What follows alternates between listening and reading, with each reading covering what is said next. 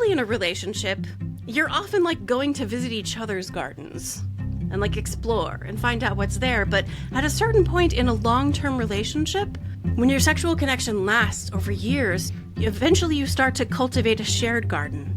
You bring over your favorite things from your garden, and they bring over their favorite things from their garden. You hope to heck those things are compatible or not going to strangulate each other.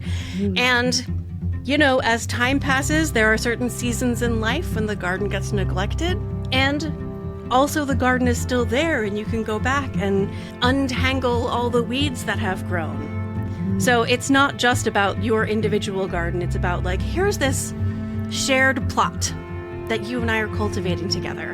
What do we love? Like, what do we want to have in this garden? The way Peggy Kleinplatz asks her clients is, what kind of sex is worth wanting? Welcome to the Multiamory podcast. I'm Jace. I'm Emily. And I'm Dedeker. We believe in looking to the future of relationships, not maintaining the status quo of the past. Whether you're monogamous, polyamorous, swinging, casually dating, or if you just do relationships differently, we see you, and we're here for you. Things I know I did, forcing me to form myself to fit. On this episode of the Multiamory podcast, we're talking about the science and art of creating lasting sexual connections with Dr. Emily Nagoski. Emily Nagoski is the award-winning author of the New York Times best-selling book, Come As You Are, and co-author with her sister Amelia of the New York Times bestseller, Burnout, The Secret to Unlocking the Stress Cycle. We've talked about both of those books before on this show, but today we're very excited to be talking about her next book, Come Together, The Science and Art of Creating Lasting Sexual Connections, which just came out today, and we're so excited to be talking about it. Emily earned a Master's of Social Work in Counseling and a Ph.D. in Health Behavior, both from Indiana University, with clinical and research training at the Kinsey Institute. Now she combines sex education and stress education to teach women to live with confidence and joy inside their bodies. She currently lives in Massachusetts with 2 dogs, a cat, and a cartoonist. Emily, thank you so much for joining us today. Thank you. I'm so excited to talk.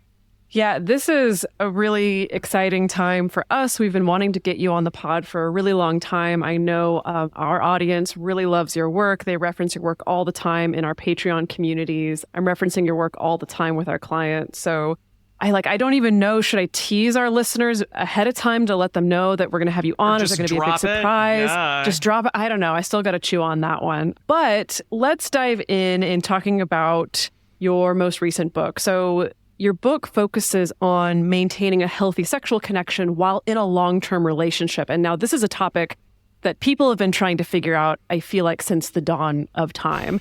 And I was wondering, is there a particular piece of bad advice out there that gets under your skin? Oh my God, yes! and it might, maybe it's the worst one because it's the one that I hear all the time, and it's the thing I get asked about, and it turns out to be the most irrelevant thing, and that advice is keep the spark alive. Yeah, what does that even mean? How do we keep the spark That's alive? so amorphous. What does that even Spark mean? alive. What does it even mean? And so what is it? What do you imagine when you hear the spark? What is spark? I guess I imagine like a little novelty. Yeah, I imagine some sort of little like fireworks sparkler that's simultaneously both in my heart and in my genitals that I somehow have to kind of like blow on it. Wow. Like fire, like I'm building a campfire, like embers. Sure. But even then, I don't even know what that actually means in real life. Sure. So there's there's novelty, there's still like adventure and really wild things. There's a spark in your heart and a spark in your genitals. So what it actually, I think, is referring to is, I think it's talking about motherfucking spontaneous desire, which is my nemesis. I mean, spontaneous desire is great. So spontaneous desire, as many people will already know, hooray, is this sort of idea that desire emerges in anticipation of pleasure. You can just be walking down the street, you can be having your lunch and have a stray, sexy thought, and Erica Moen, the cartoonist, illustrates it as a lightning bolt to the genitals. And so you go home to a certain special someone and you're like, hey, certain special someone, I have the kaboom, right? And so that's spontaneous desire. It emerges in anticipation of pleasure, and it is one of the normal healthy ways to experience desire. And I think when people say, keep the spark alive, they mean continue experiencing spontaneous desire regardless of any contextual changes. Mm-hmm. So one of the most important ideas in Come As You Are is responsive desire, which emerges not in anticipation of pleasure, but in response to pleasure. So instead of just being walking down the street or eating your lunch, it's date night. You've scheduled, tonight is the night that you're with this person. You had a really long and difficult week, but you know what? You hired the childcare and you put on your party clothes and you show up, you put your body in the bed, you let your skin touch your partner's skin, and your body goes, I really like this. I really like this person. We should do this again sometime. That's responsive desire, and it is one of the normal healthy ways to experience sexual desire. And most people, when they hear spark, they hear spontaneous desire, like I should want my partner out of the blue, regardless of what else is going on in my life. And if I have to kind of, drag myself to date night, if it takes some time for me to preheat the oven, then there's something wrong, and I don't want my partner enough. In the book, I call it the desire imperative, that there's this sparky thing you feel at the beginning of a relationship, and that lasts for a while, and eventually it goes away, and either you can sort of accept that it has gone away, and as your hormones fade, you hold hands together at sunset, drifting on a sea of sexlessness, I guess. Or you can fight hard. You can invest time, energy, money in trying to keep the spark alive. And when you look at the actual research on people who do sustain strong sexual connections over the long term, they do not talk about desire. They do not talk about spark. You know what they talk about? Pleasure. They like the sex that they have. And here is, if I had just one thing that people could remember, I would have them remember this. It is not dysfunctional or in any way problematic not to want sex you do not like. It sounds so simple, but yeah, important. Going along those lines, a piece of advice that I've often heard on a lot of podcasts with long-term relationship partners on them is that you should rally when your partner wants you to have sex with them. You should just do it. You should just find that spark or whatever it is within you and just say yes, regardless of how you feel. And I've always struggled with that idea. I feel like maybe that's not the best advice out there, and I was curious what you thought of that. I think that is the kind of advice that only works in very specific circumstances. Because again, if you are rallying yourself to go ahead and have sex you do not like, Yeah. you are reinforcing all those pathways that tell you that when your partner approaches you for sex and you capitulate, you consent to have this sex that you do not enjoy, it's every time your partner approaches you, you are learning that the thing that happens next is something that is going to be unpleasant for you. And so your dread just grows and grows, and your sexual breaks get hit more and more, and it becomes more and more difficult actually to enjoy the sex. If you, when you show up and you're like, yeah, you're right, it's been a while, I know that if we got started, I would really enjoy it. I have 4 chapters devoted to that. And we could talk about it forever.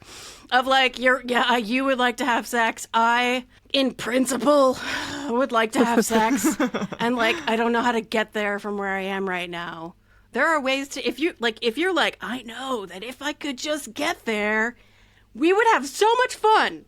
I would be so glad we did.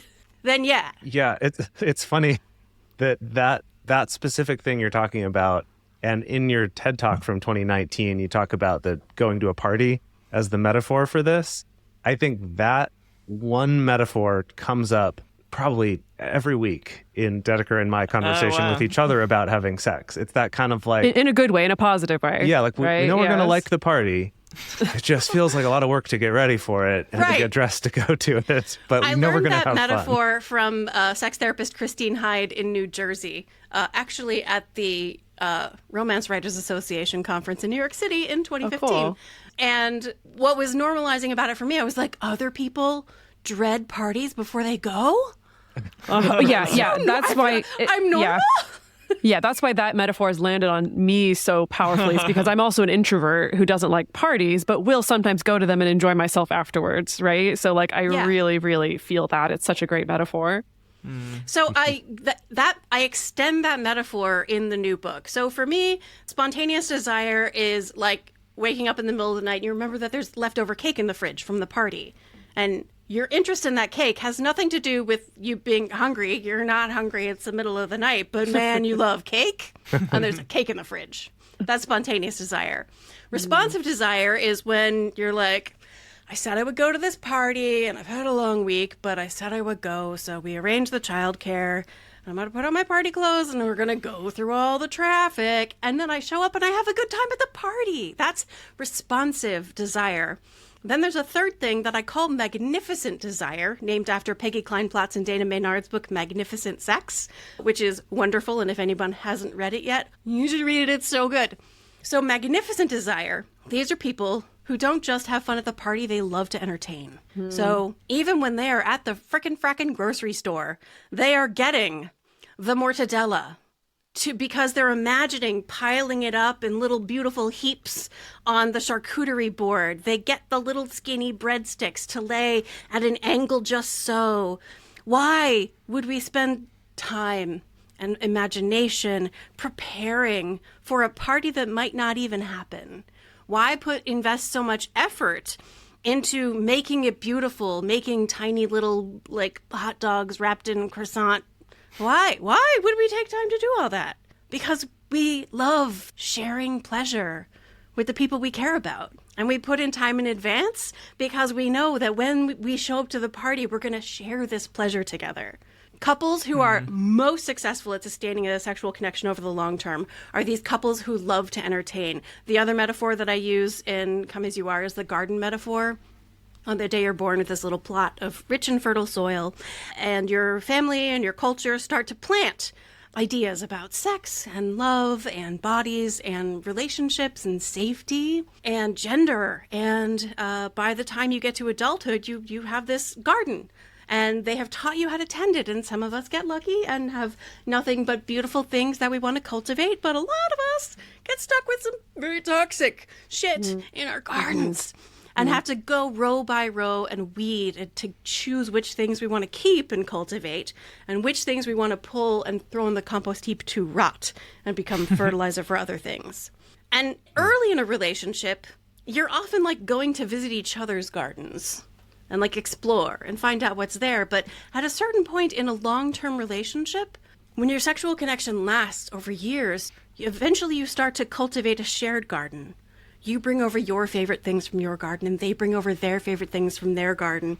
You hope to heck those things are compatible or not going to strangulate each other. And, you know, as time passes, there are certain seasons in life when the garden gets neglected. And also the garden is still there and you can go back and untangle all the weeds that have grown. So it's not just about your individual garden. It's about like, here's this shared plot that you and I are cultivating together. What do we love? Like, what do we want to have in this garden? The way Peggy Kleinplatz asks her clients is, what kind of sex is worth wanting?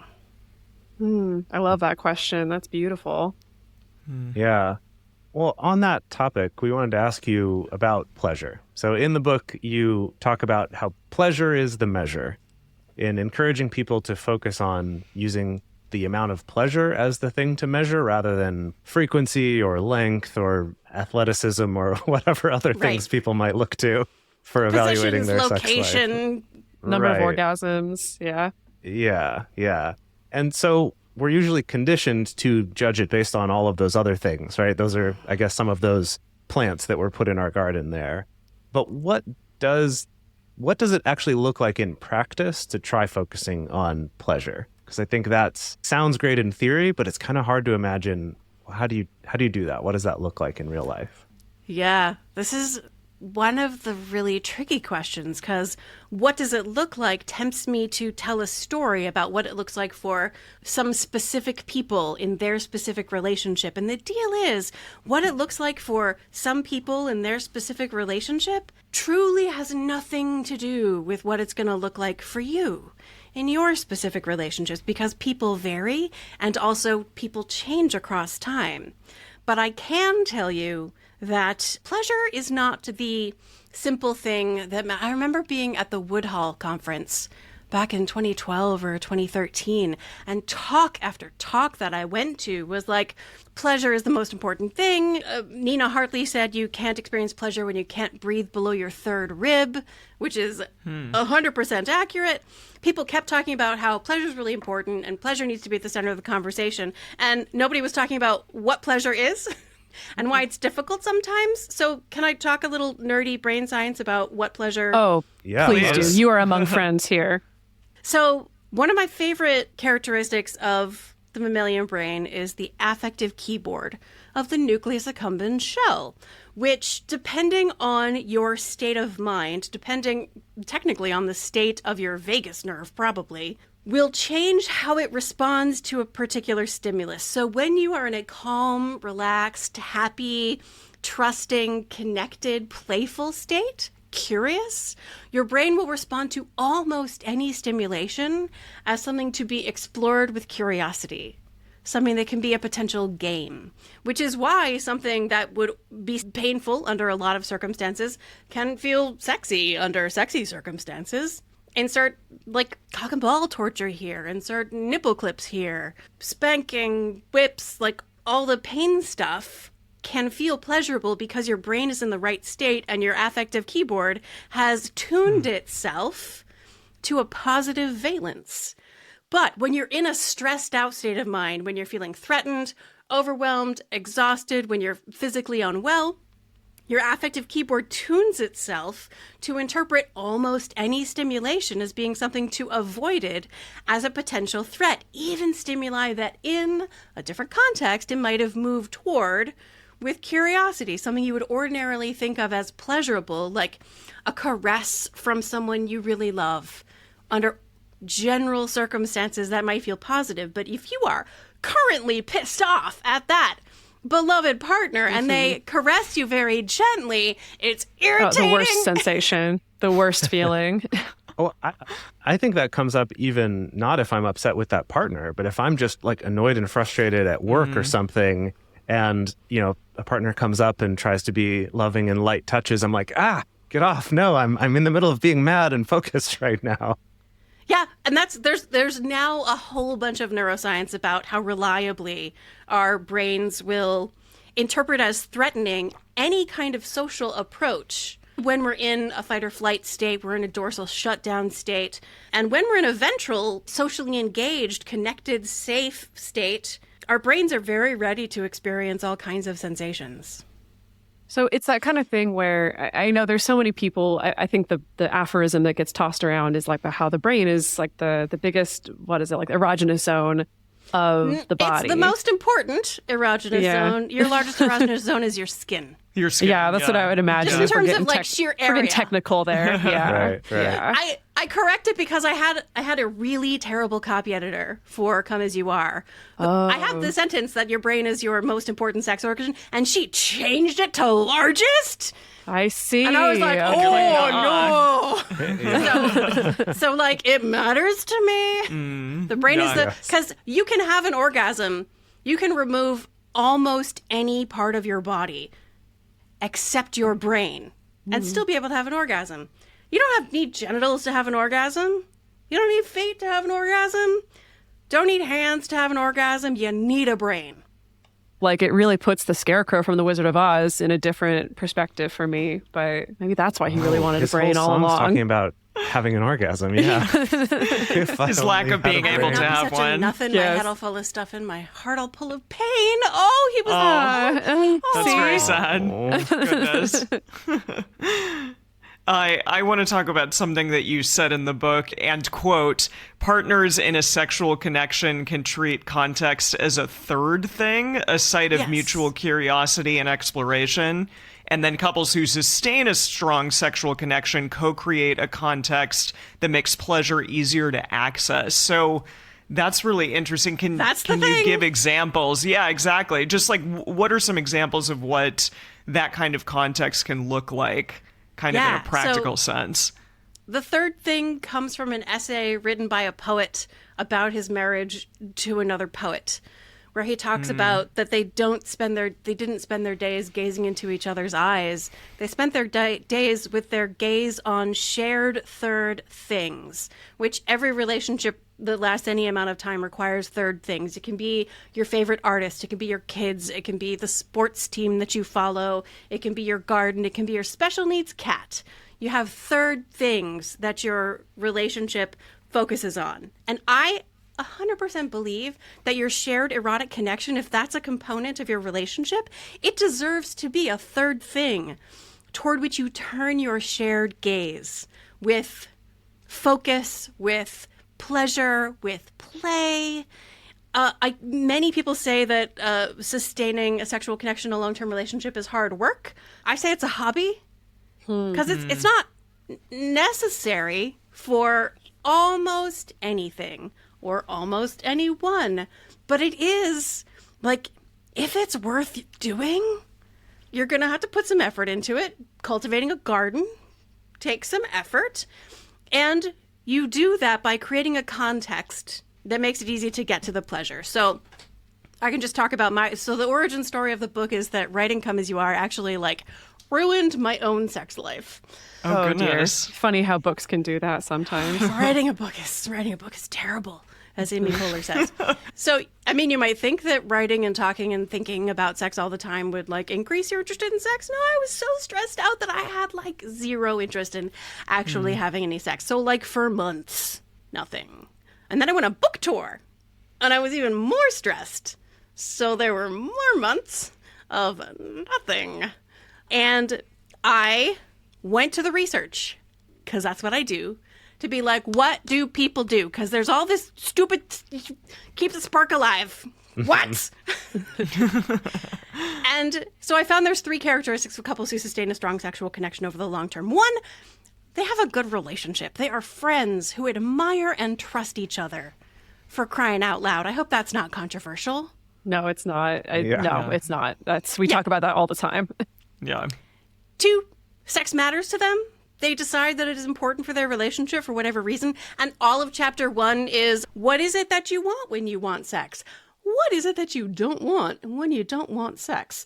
Finding out why and whether sex matters to you as an individual and to this specific relationship is one of the essential things you have to do repeatedly. Like, why would we spend our time? Like, maybe we've got kids to take care of, maybe we've got jobs to go to, maybe we've got school to attend, other family members to pay attention to, other friends we want to spend time with. God forbid we just want to watch a little YouTube and take a nap, right? Like, we're busy. Why would we close the door on all these other things? So there has to be something that matters. So the second characteristic is they decide that it matters for their relationship. And it does not always matter. Sometimes it drops to the bottom of the priority list, and that's fine. The couples who sustain a strong connection are not the ones who never lose track of each other. They're the ones who find their way back because it matters. And then the third characteristic is these are couples who recognize that all the culturally constructed narratives about who they're supposed to be as sexual people are all fictional bullshit that only get in the way. And they invest a whole bunch of energy rejecting that stuff and co-creating sexual identities that truly work for them. And they allow those to evolve over time.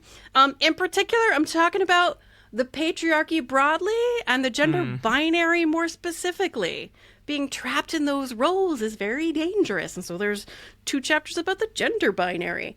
So creating a context is made of 2 things, internal state and external circumstances. External circumstances is made of time and whatever's going on in your life at that particular External moment. The political world and your work life. Your internal state is, like I was talking about, your affective keyboard being tuned based on whether you're stressed or feeling connected. And the way I talk about internal state in the book is with this thing I call the emotional floor plan, which is based in Jaak Panksepp's 7 primary process emotions. One of those primary process emotions is lust, right? So let's imagine that the lust space in your brain is like a room on the floor plan of a house. If you want to get into the lust space, what space do you come in from? What mental space were you in before you got to the lust space? For a lot of people, it's play. Why is vacation sex so reliable for so many people? For various people that I talk to, it's because when they're on vacation, they transition out of all the stress and worry and planning and all that stuff and into a play state with their partner. Play is the mammalian motivation state of friendship, where there's nothing at stake. You got nothing to lose. I don't know if y'all are dog people, but when a dog goes, ha, and looks at you with their mouth open and soft and their ears perked up and their eyes bright, they're inviting you in a play bow to say, nothing I do is serious. I just want to play. Right. And that play state for a lot of people leads directly into the lust room. For some people, it's the care space, the ventral, I'm using all these polyvagal terms. I don't mean to be technical, but the open, warm, connected, caring for, lying on the couch together in front of a fire, cuddling, feeling held, cared for, warm, that care space, as opposed to the taking care of, frantic, responsible. Right.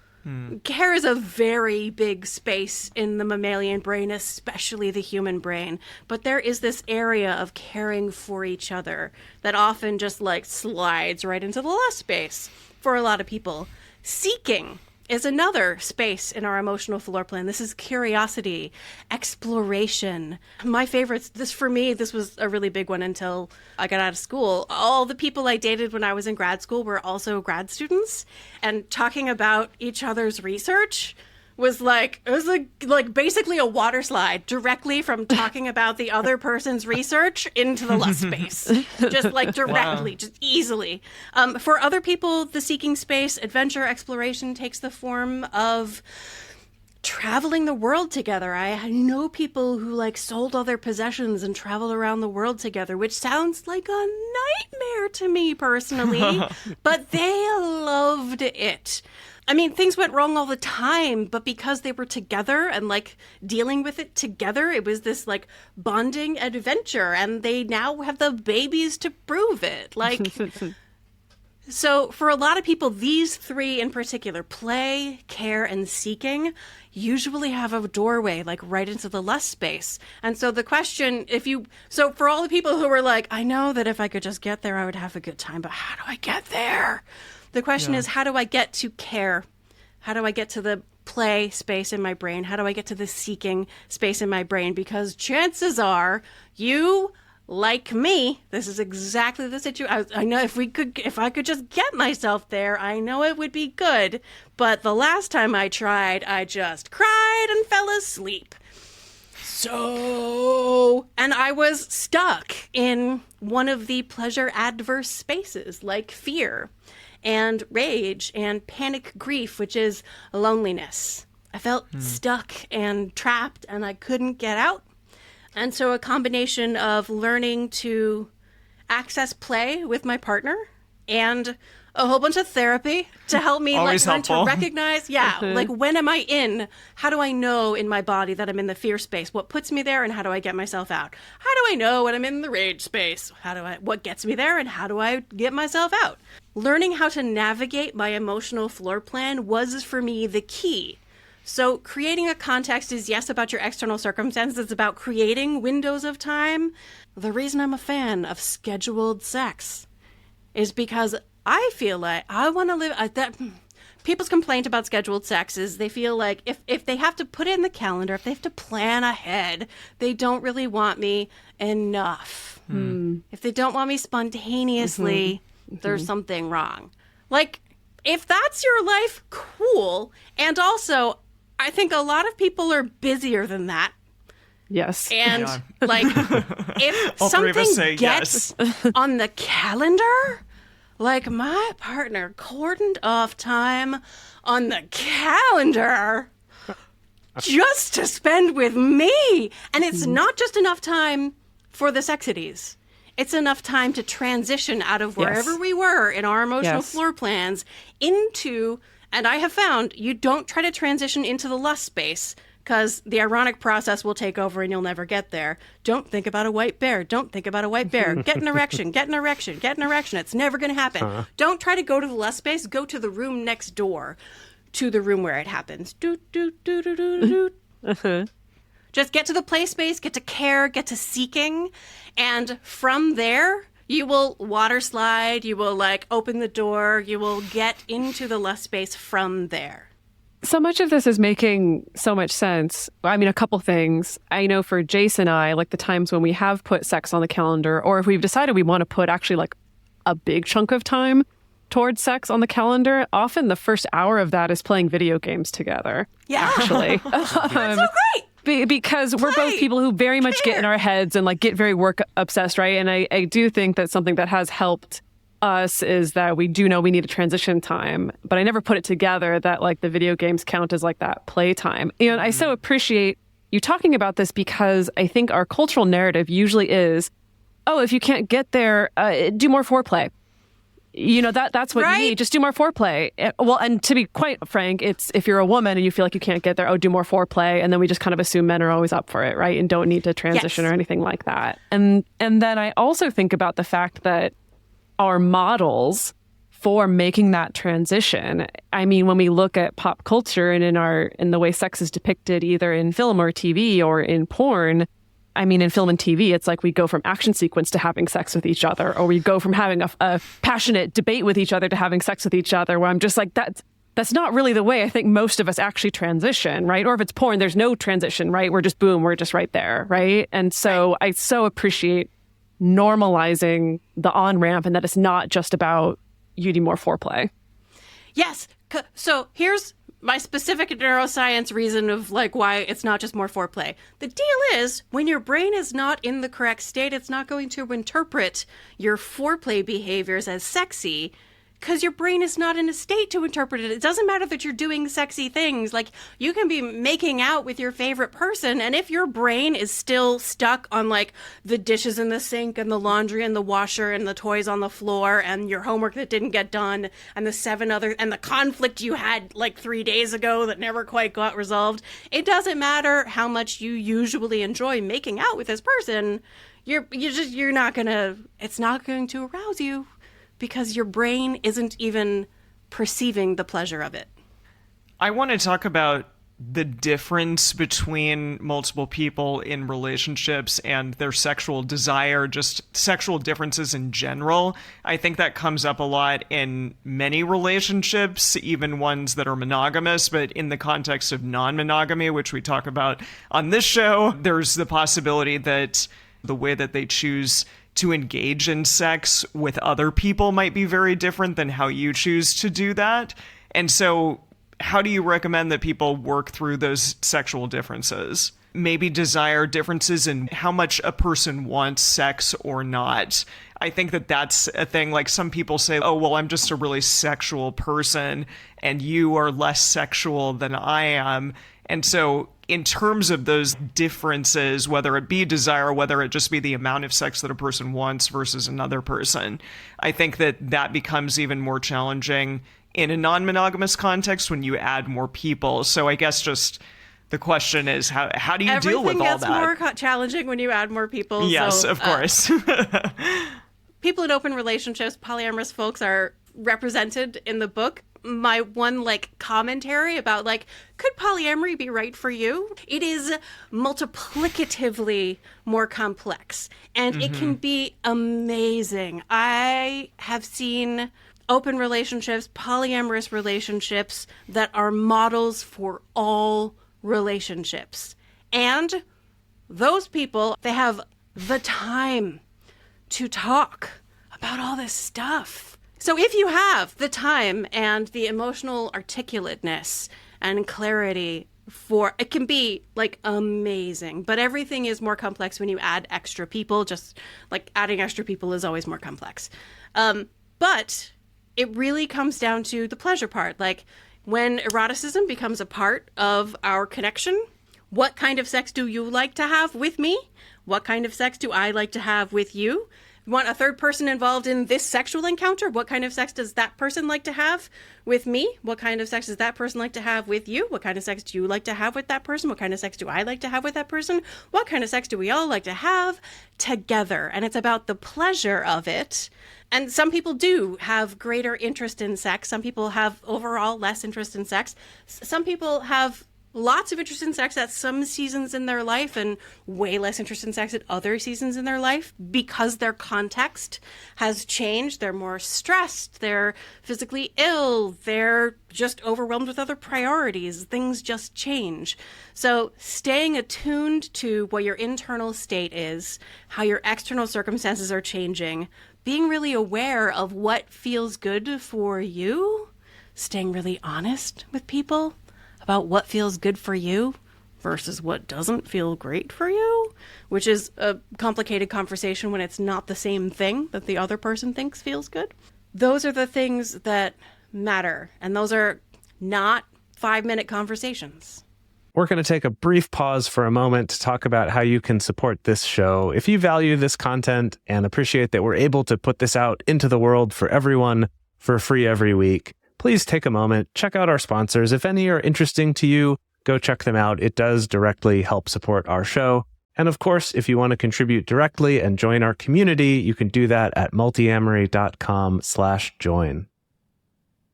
Well, something you mentioned in the book is about how when there's any kind of sexual difference between two people, that sometimes that's something that can really activate a sense of judgment.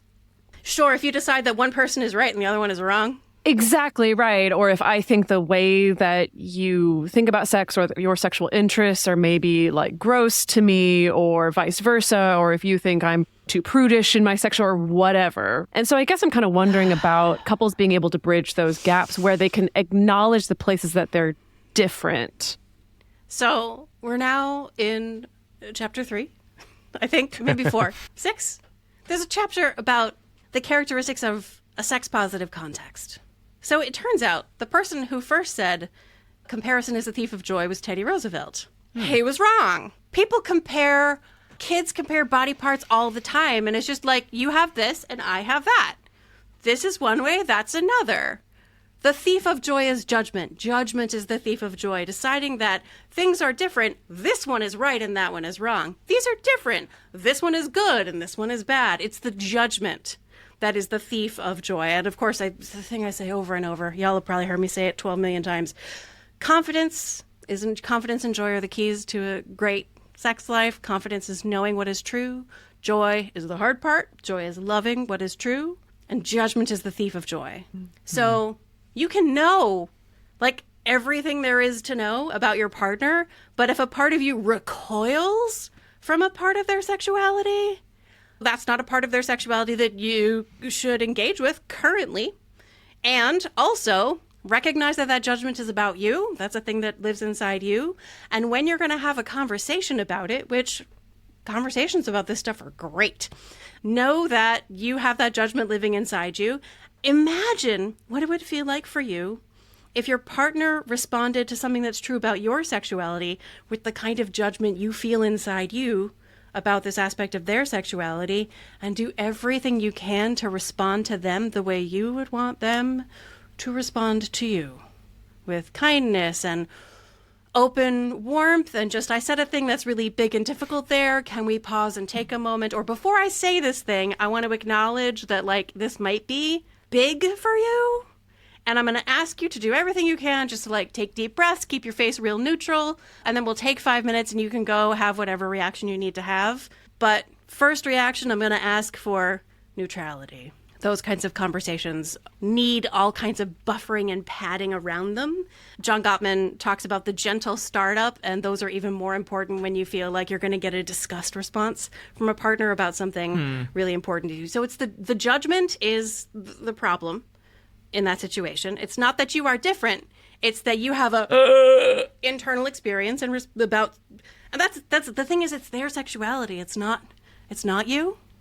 And you always get to choose whether or not to do anything. Does that make sense? Yeah, I mean, I feel like I'm getting this, admittedly, I think, difficult process of being able to have that acceptance and warmth, not give the knee-jerk judgmental reaction to your partner, while also recognizing where that judgment lives in you and what it means about you, while also recognizing, like, okay, it doesn't mean that I have to engage with this part of my partner's sexuality. Like, that's okay. I can have some boundaries. I can choose what it is that I want to engage with and what I don't want, while also trying to hold not personalizing that necessarily, and not necessarily making it about you. So it seems it's important, and also seems like a lot of balls to have in the air as juggling is what I mean. It 100% is. And I really love the emotional floor plan as a tool for that. Like, where does this take you in your emotional floor plan? Did you go to fear? Are you afraid of it? Are you like angry and resentful or defensive? Is it a gross out response? Because a lot of us get taught that a lot of things about sex are disgusting, like repulsive to us. And some things remain repulsive and some things we were just taught are repulsive and can learn, actually toes are delicious when they're clean or whatever it is. Like we can just like unlearn the things that we have learned. But all of these reactions are learned and can be unlearned a lot of the time. If we decide to explore that reaction from a place of curiosity and play, which we can only do when we feel safe enough in the connection. And you kind of present confidence and joy also being connected with sex as this ongoing cycle of woundedness and healing. Yeah. And I don't think we tend to associate confidence and joy with woundedness and healing. So like, how do you see all those things interplaying? Yeah, so y'all have not asked me this question, for which I am so grateful. It's how I can tell y'all about people. But people ask me what's normal sex? Like, how often is it normal to have sex? And even like, what is perfect sex? Because we all have this, I think we get raised with this idea that there's broken sexuality. There's normal sexuality, which is the transition point you have to go through to get to perfect sexuality. Like you don't read 100,000 word book about sex because you want to be just okay, just normal, just average. Oh, honey, thanks. That was really normal sex. That's not what you're going for. Yeah. You want it to be like, you want to be the best your partner has ever had, which I get. And the deal is that thing from broken to normal to perfect is not a thing that exists. Normal sex, I invented a definition because people wanted a definition, and I didn't like any of the ones that were available. So my definition of normal sex is sex among consenting peers, which is to say everyone involved is glad to be there and free to leave at any time with no unwanted consequences, and that includes emotional consequences. No, oh, come on. Oh, but if you loved me. No, okay, but that means next time I won't. So no unwanted consequences and no unwanted pain. I just felt so yucky hearing that sentence. It's great. It's great to reiterate and point out how it can sound really extreme when you're saying it right now, but we'll sometimes do that same thing, but in these kind of subtle passive-aggressive ways. Yeah. The people who are on the, like, my partner has decided to stop doing something because they don't want to anymore, and you're the one who's like, but I really want to keep going. You get an unwanted pain when a person withdraws their sexual attention from you. Like, hey, what about my thing? And that's normal and okay, and that is why we learn how to stay over our own emotional center of gravity, because isn't it so much better that our partner stops a thing and we feel like, oh, and then we can talk about it later than that they went ahead and did something they didn't feel good doing.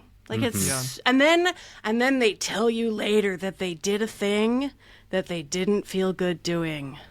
Yeah, or they did a thing they didn't feel good doing, and they never told you about it. Like, I realize that it's like a cost benefit thing, but like this is definitely the best one. So perfect sex. Perfect sex is where everyone is glad to be there. So again, not hot and horny, heavy, all the thing. Glad to be there.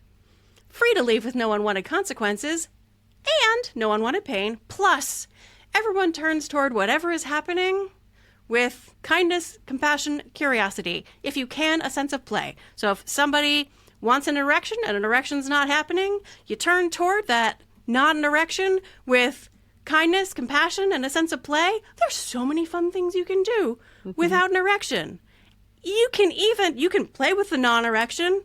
There's like things you can do without an erection that you cannot do with an erection, and this is an amazing opportunity to do those things. But also you can do things that have nothing to do with whether or not there's an erection. That is perfect sex. Somebody's trying to have an orgasm isn't happening. You turn toward the lack of orgasm with compassion, kindness, and a sense of play. Actually, this is sort of a great opportunity because I love when you get to a high level arousal. And like, if you could just stay at a high level arousal and not have an orgasm for a while. Sometimes that's the best. That would be, that's perfect. That's perfect sex. Judgment is the thief of joy. Well, I want to jump on that, though, to reiterate that, yeah, I think, of course, when it comes to our partners, like if, I think in the ethical slut, they call it like the tyranny of hydraulics, right? Where it's like if bodies are not performing the way that we think that they should be performing, that like that's okay. It doesn't mean anyone's broken or anything's wrong with them. I feel like what I see in people, though, is I feel like people have a much easier time offering that playfulness and compassion and gentleness to their partners and not so much to themselves. I think it's a lot easier for us to be like, oh, yeah, honey, it's totally fine that you didn't have an erection. Like, no problem. But I couldn't have an orgasm. And that means there's something wrong with me. Yeah. Emotional floor plan. What space are you in when you're self-critical? Oh, you're in the rage space. The biology of rage is that it is the motivation of destruction. When you hate some part of yourself, some part of you is motivated to destroy this part of you, which no wonder that shuts everything down. When you hate yourself because orgasm isn't happening, for example, when you feel self-critical because of that, does that make it easier to have an orgasm? No. Right. Definitely not. It super doesn't, sure. Right? And so, it'll be easier to have an orgasm if you can be like, oh, I recognize this. This is self-criticism. Let me replace that with self-compassion, which doesn't work for everyone, particularly people with significant histories of trauma. The first times they experience self-compassion, their brain responds as if it's a threat. So if you are new to self-compassion, and have a significant history of trauma, don't start with self-compassion. Start with compassion for other people. Build that muscle and then build compassion for yourself. A lot of us find it much easier to be compassionate, just as you said, toward other people than toward ourselves. And we can rely on our partners because they find it so much easier to be compassionate toward us than we do toward ourselves. Mm-hmm. They can interrupt your spin of ugh, and be like, everything that's happening right now is joyful and delicious and thrilling, and there is no script. There is no right or wrong. There is no doing it right and performing correctly or being a disappointment. There is no being a disappointment. I get to be here with your erotic self. I'm all set. This is great. I don't hate any part of you. No part of me is frustrated with any part of you. So we've been talking a lot about erections, which makes me think about people with penises and how you talk a lot about the gender binary and this gender mirage, all of those things. But also I'm really interested in how you talk about that the world in general just refuses to teach men about how to be good partners and about how to be there and sit with difficult feelings and stuff along those lines. I think it's hard to be in relationships in general. It's hard to be a sexual being and want to be good in that way. But can you just talk about how difficult that must be for men if those things are true, that the world is just not teaching them how to show up in these situations? There's a chapter specifically for people in heterosexual type relationships because of the gender dynamic created by one person being raised according to the it's a girl set of rules and regulations that you get based on nothing more informative than the organization of your genitals, right? And then the other person gets the it's a boy set of rules and regulations based on nothing more than the shape of their genitals. And they get raised with all of these rules about which emotions you're allowed to experience, not just emotions you're allowed to express, which ones you're allowed to experience. And boy, if you get raised with the it's a boy set of rules and regulations, you get winning, you get angry, and you get horny. And if your little mammalian body is like, but I feel sad. No, you're not allowed to feel sad. Sad is not a thing that exists for you. You feel angry, right? You feel angry. No, you're not sad. You're angry. And like, if these are different spaces in your emotional floor plan, what you do when you're in the rage space is different from what you need to do when you're in the panic grief space. And so you never learn what to do when you're in the panic grief space. Oh, you feel lonely? No. Lonely is for girls. You do not feel lonely. You feel horny. And you never get taught that, like, what loneliness feels like and what you do when you feel lonely. And the It's a Girl script has plenty of others. But you asked about dudes. Yeah. It also does this appalling thing of tying sexuality to identity and worth. As a human being, that your value walking around on Earth can be measured by whether or not other people let you put your penis inside their bodies. Your value as a human can be measured that way. And so also because when you're raised as an It's a Boy person, you're taught that boy people are, let's face it, a little better than girl people. And so if your penis goes into girl people, then the person who is the gatekeeper for your value as a person is less than you. You are letting someone who is less than you control whether or not you are a worthwhile human being. That is very dangerous and bad for everyone's mental health as well as their physical safety. Well, it seems like the formula for creating an incel culture, right? Yes. Yeah, you just described it right there. It is. Yeah. It is not a coincidence. And it has existed for hundreds of years. One of the things that my training requires me to do is expose myself to, like, porn from different centuries and to sex manuals from different centuries. And this idea of men proving that their worthiness through sexual domination of women is very old. And it's quite recent, actually, that people have begun to question it. Do you know when... I'm going to say a very dark thing. So feel free to skip ahead, listeners. This is a very dark thing. Do you know when marital rape finally became mostly illegal in all 50 states? Was that like the 70s? It was the mid-90s. Oh, good. Whoa. Lord. Okay. God. So, It's very new. Why? Because when she got married, that was essentially the moment that she was giving consent for the rest of her life. Legally, for a very long time, her body was his actual property. Right. It doesn't make any sense that you would let your cow decide whether or not to let you milk her. That was gross. Sorry. Oh, no, it's okay. Yeah. But the thing is it's bad for everyone. It is so toxic that these mammals are born with the capacity, with the necessity of experiencing all of these different emotional states, and we do not let them learn what to do when they're feeling some of the most vulnerable. Loneliness in particular loneliness is dangerous. Loneliness is as toxic to your health as smoking 15 cigarettes a day. So I talk all the time about how sex is not a drive, sex is not a biological need. No one's going to die if they don't get laid. No one experiences physical injury or illness of any kind if they do not get sex. People do experience physical illness when they are lonely. Love, connection is a biological drive. We sicken and die without it. And we live in a culture that has taught approximately half of the people that their primary, if not their only way to meet their need for social connection is through competition and sex. Oh my God, God. Yeah, that's pretty fucked up. I feel torn because I'm like, are men my job? Like, are men even going to listen to me say these things? But I also know that, like, women who are, and I'm married to a dude, cis het white dude, married to one, and he has had to escape this stuff.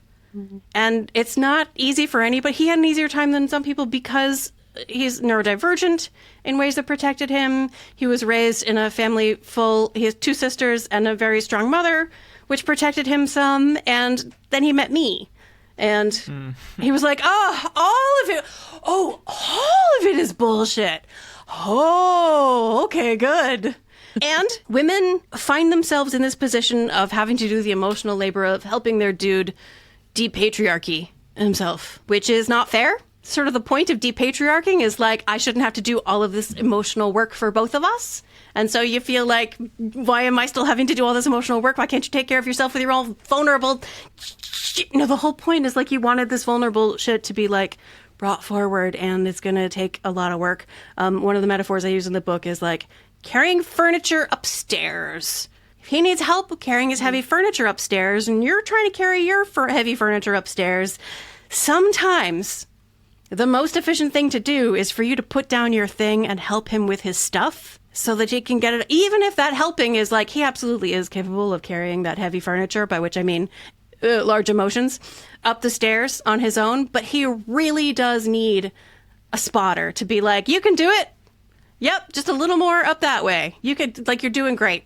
You can be there with the difficult feelings. And then he comes and helps you with your piece of furniture. And that's a necessary part of the process.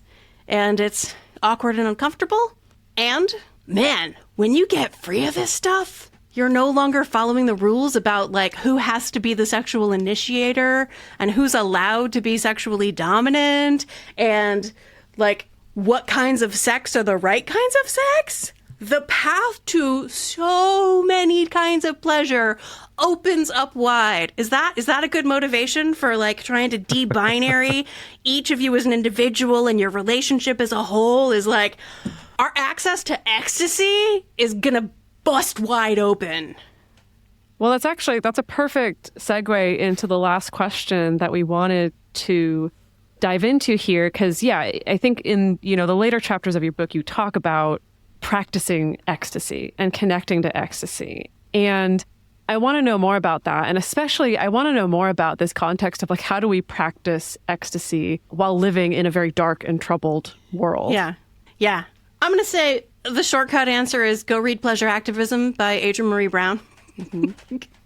That's the real answer, because that's where you find like so many different ways of seeking for and accessing. From Adrienne Marie Brown, I learned the practice of pleasure gratitude, where every day, instead of like just a generic, I'm grateful for whatever, you're grateful for a specific pleasure that you experienced during that day. I like that. It means that you're constantly looking for the pleasures. And as you look for them, it's like looking for 4-leaf clovers. If you look, you will find them. And that increases your sensitivity to it, which tunes your nervous system not to stay in a state of being able to experience pleasure, but it means you're training your nervous system to have fluid access to a pleasure experiencing state. Even though we live in a world where, like, we spend a lot of time stressed out or numbed out. That is the nature of the very fucked up world we live in. Even though that's true, we can still, with practice, by noticing pleasure, by spending time, and it requires prioritizing it, which means you have to decide that it matters for you. The more you practice noticing the sensations in your body, noticing the stimuli, again, it's internal state and external circumstances. What is bringing in access to pleasure right now? I firmly believe one of the things I talk about in the chapter is meeting your internal guide. You have a part of you that is wise, that you can access as like little meditation and everything. Get the audiobook. It's going to be so great. And I'll be able to read this part as an actual meditation where you go and meet your internal guide who has the wisdom that you need. I love science for all its limitations and for the wisdom of how to integrate practice and access to the erotic into your daily life.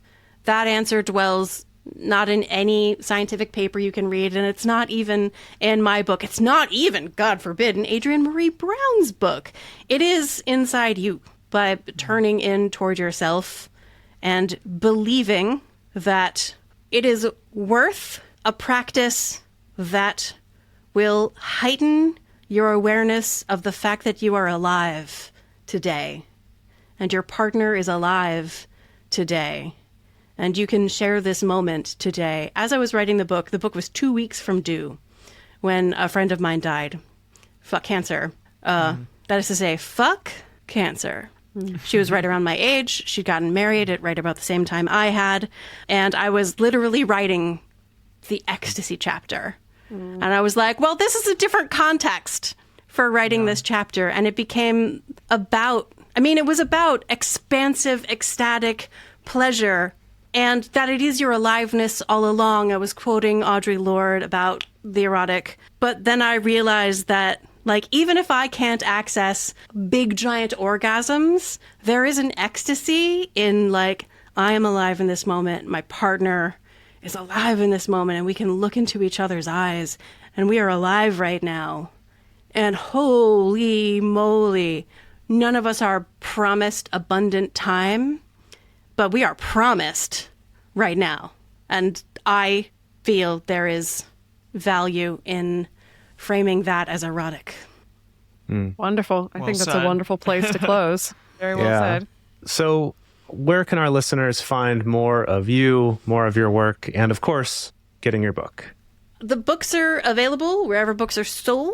Come Together is about relationships. Come As You Are is about women. It's based on science, so it's very heavy emphasis on cisgender women. That is the nature of the science, for which I apologize.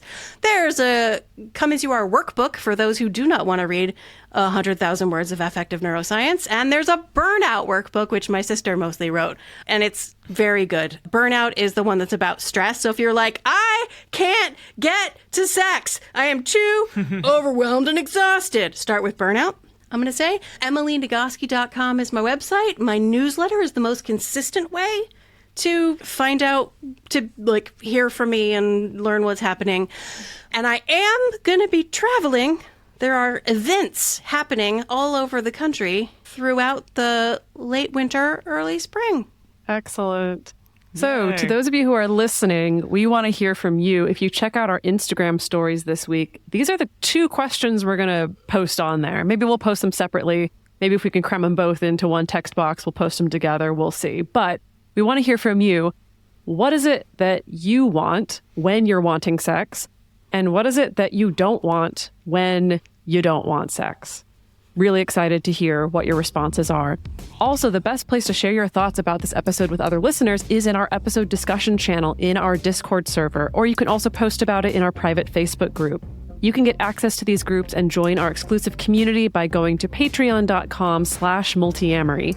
In addition, you can share with us publicly on Twitter, Facebook, Instagram, or TikTok. Multiamory is created and produced by Jace Lindgren, Emily Matlack, and me, Dedeker Winston. Our production assistants are Rachel Shenowork and Carson Collins. Our theme song is Forms I Know I Did by Josh and Anand from the Fractal Cave EP. The full transcript is available on this episode's page on multiamory.com.